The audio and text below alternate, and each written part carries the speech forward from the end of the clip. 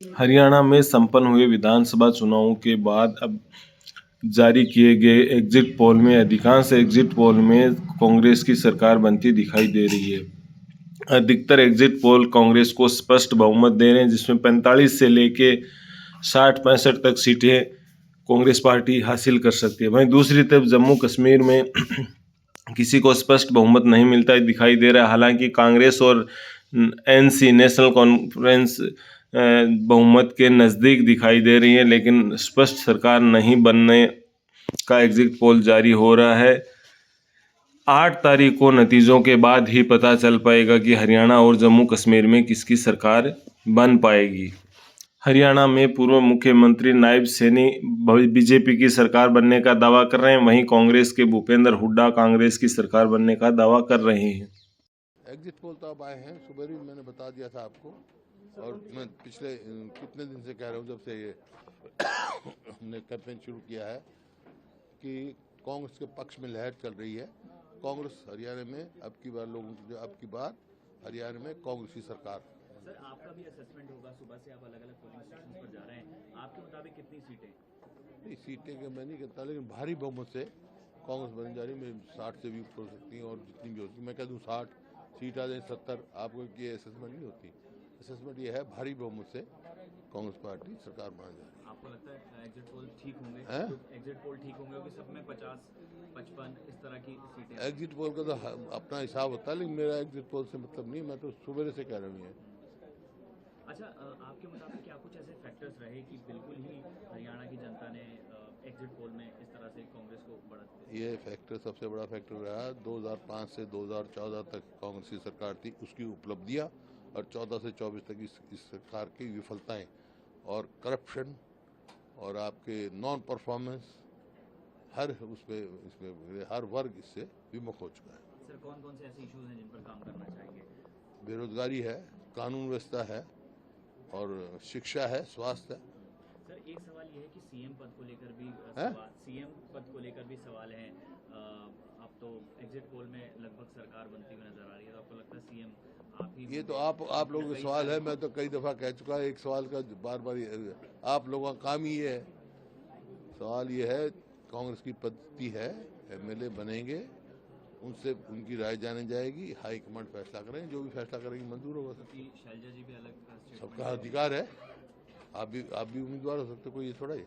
आप भी अपना put your hat, who say no, this is democracy, everybody should aspire, और जितने ज्यादा उम्मीदवार होंगे, इसका मतलब उतनी कांग्रेस पार्टी मजबूत है। आपको लगता है शैलजा जी का भी अधिकार है? क्यों नहीं है, हमारी सीनियर लीडर है वो, क्यों नहीं है? विश्वास है पूरे बहुमत से भारतीय जनता पार्टी की सरकार आएगी, 8 तारीख को आएगी, पूर्ण बहुमत के साथ हमें पूरा विश्वास है। हरियाणा में भारतीय जनता पार्टी की सरकार बनने पर 3 प्रमुख चेहरे दावेदार हैं, जिसमें वर्तमान मुख्यमंत्री नायब सैनी सबसे आगे हैं। वहीं राव इंद्रजीत सिंह तथा अनिल विज भी मुख्यमंत्री बनने का दावा कर रहे हैं। वहीं कांग्रेस पार्टी में भूपेंद्र सिंह हुड्डा, कुमारी शैलजा और दीपेंद्र सिंह हुड्डा 3 चेहरे मुख्यमंत्री बनने की रेस में सबसे आगे माने जा रहे हैं। झारखंड में होने वाले विधानसभा चुनावों को लेकर बीजेपी ने अपने 5 प्रण जारी किए हैं, जिसमें पार्टी ने युवा, महिलाओं सहित अनेक वादे किए हैं। पार्टी ने कहा कि सत्ता में आने पर महिलाओं को हर महीने 2100 रुपये की वित्तीय सहायता दी जाएगी, वहीं 5 लाख युवाओं को नौकरियां दी जाएगी। भाजपा झारखंड महज 25 साल में पूरे होने तथा अंत में आदिवासी स्वतंत्रता सेनानी बिरसा मुंडा की 150वीं जयंती पर 150 सूत्रीय दस्तावेज को घोषणा पत्र में रेखांकित करने के लिए 25 बिंदुओं पर घोषणा पत्र जारी करेगी। राजस्थान में डेंगू का कहर जारी है। उदयपुर की आरएएस ऑफिसर तरु सुराणा 42 उम्र की डेंगू से मौत हो गई। तबीयत बिगड़ने पर उसको एयरलिफ्ट कर चेन्नई ले गए थे, जहां शनिवार सुबह इलाज के दौरान उन्होंने दम तोड़ दिया। वहीं शुक्रवार देर रात चूरू में भी डेंगू पॉजिटिव महिला की एक प्राइवेट हॉस्पिटल में इलाज के दौरान मौत हो गई।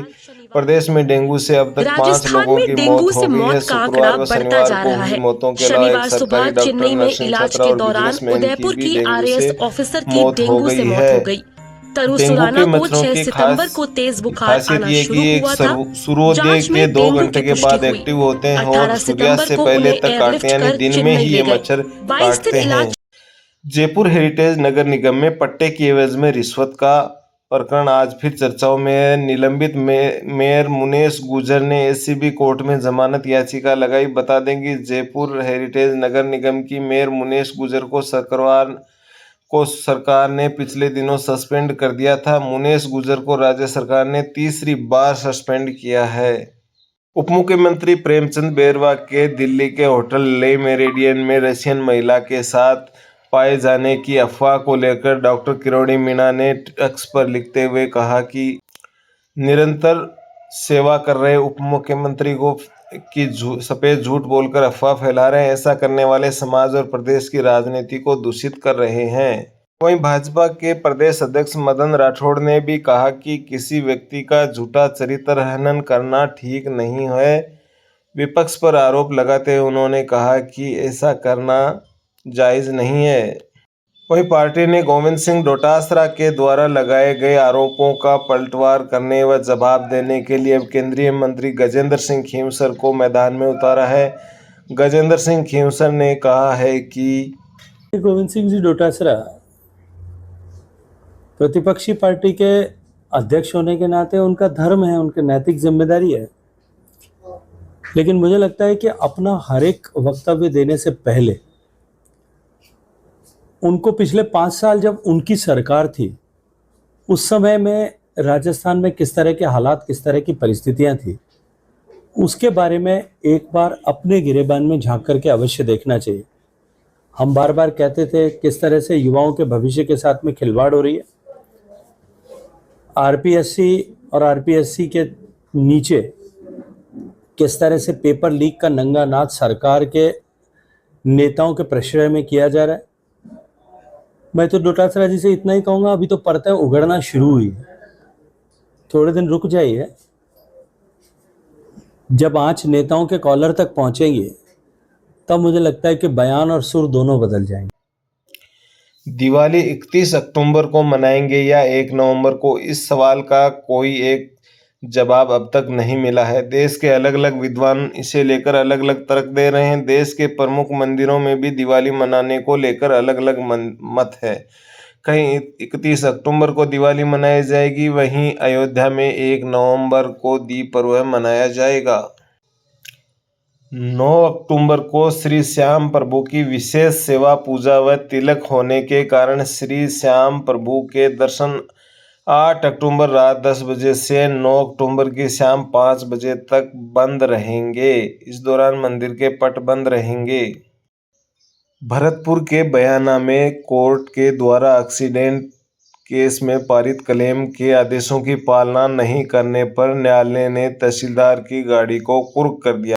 भरतपुर में आग बुझाने की अग्निवीर की मौत हो गई। अग्निशमन विभाग के द्वारा मॉक ड्रिल की जा रही थी, इसी दौरान सिलेंडर फटने से अग्निवीर की मौत हो गई।